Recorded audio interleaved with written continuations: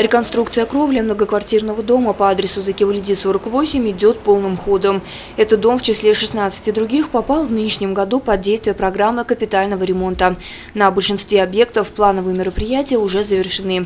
Среди основных проведенных работ – ремонт сетей водоснабжения, канализации, реконструкция крыш и фасадов.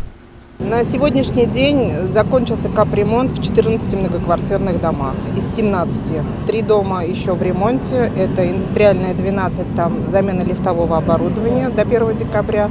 Клароцеткин 6, замена шатровой кровли. И вот на сегодняшний день Закивальди 48, мягкая кровля. Собираемость на сегодняшний день упала, она составляет 76% по городу за август. Сумма капитального ремонта в целом по городу 56 миллионов. Ну и работы ведутся, будем говорить, в хорошем темпе. Оставшиеся 3 дома должны быть отремонтированы до конца октября.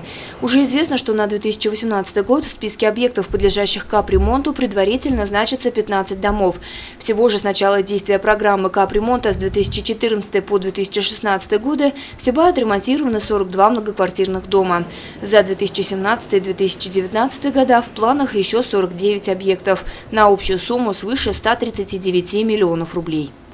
Лена Кириллова, Данила Либаев, Радмир Исенгулов, Гульгина Раскильдина, телекомпания СТВ.